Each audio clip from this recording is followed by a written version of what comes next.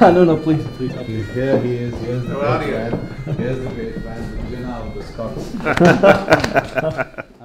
Now, First Minister, how would you define Scots or Scottish identity? Well, Scots are one of the oldest nations in Europe. In terms of having the same continuous border, arguably the oldest nation in Europe. Other nations can lay a claim to that, but a very ancient nation in European terms.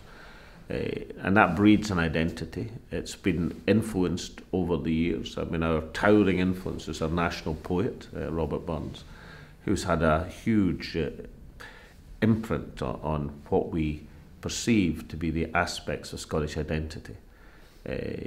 I think it's a great thing that if you look back in your history and you decide who your most influential figure has been, it turns out not to be a politician or a general, important though these sort of people are, but it turns out to be a national poet. I think that's a great thing for a nation to be able to say. So Burns had a huge influence on Scottish identity. He taught us to be educated, literate, inventive, egalitarian. They say, "Who's Robert Burns?" I said, "Well, what do you sing at the turn of the year, or what do you sing at occasions?" And most people around the planet sing Auld Lang Syne. I think the second only to Happy Birthday. Yes. It's the most sung song around the planet. So I didn't know he wrote that. He wrote Auld Lang Syne. But of course, it's part of world culture because it speaks to universality. It's about friendships renewed and the comradeship of both parting and joining again. So I hope and believe that we take out of that, we take out the best of our history. We've had some bad bits as well. It's not been a one-way street. We take what's best in terms of our history, our culture, our understanding, and try to apply that. For me, First Minister, your impact is equally great in terms of the relations the minorities seem to have in Scotland with the majority. Well, that you should treat people as citizens and human beings and value their contribution regardless of where they're from. My greatest friend in life was Bashir Ahmed, who was the first Asian MSP, the first representative, the first Muslim, the first Asian who was represented in our parliament. And he had a tremendous saying which he repeated many, many times, but it didn't lose anything in the repetition. He said we should never ask people where they come from, we should ask people where we're going together, which had a profound impact on my thinking, on the SNP's thinking, on, I hope, Scotland's thinking. But if we can do that, if we can keep our minds set on the contribution that people can make, treat people as citizens with equality and respect, then we have a society which can be comfortable with itself. Not a perfect society, but the obligation of the First Minister is to lead that opinion. And you must lead that opinion regardless of whether it's convenient for the moment. You must lead that opinion because it matters. And at the end of the day, because it matters and because it's right, it will win through. It'll win through in Scotland, it'll win through elsewhere, but you must lead opinion. And you must take on prejudice and defeat it, because that must be done. There are points of crisis where things really matter.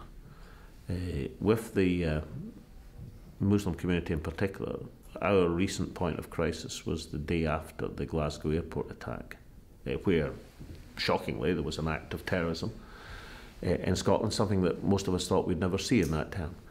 The day after the Glasgow airport attack, and against the wishes of the then Home Secretary, I went to the Central Mosque in Glasgow, and I took with me the police, and I took with me a representative of the other great faith groups of Scotland. And together we made a statement saying that, look, the suspects in this matter are not from the community of Scotland, and everyone in the community of Scotland will stand with the Muslim community to ensure that the aftermath of this incident is one which is taken forward as a strength and a togetherness. And it's in these moments of potential crisis that you have to make your choices. And if you make the choices, then people never forget it, because it's that point of crisis that makes the difference. Therefore, we make the difference and go forward. To the communities of Scotland, then particularly for minority communities, and particularly in the moments where they're under pressure, what you have to do is walk across the street to greet. You have to make that extra effort. You have to go that extra mile. You have to state often, regularly, consistently and honestly of how appreciated people are. First Minister, my last request to give us a message which will be then put up on our video in the camera for our journey. Well, I notice, my friend Professor, that you are wearing a tartan tie. I hope that's not the rival clan. I hope this is the right. Well, I love tartan, and I'm going to present you with another tartan, so you'll have a choice of tartans. But you're wearing a tartan tie, and I love this tartan, that tartan and all tartans, because tartan is a very special cloth which is woven in a very particular way of many different colours and shades and designs, and it comes together, each tartan distinctive in itself, with a combination of all of these colours and threads within it.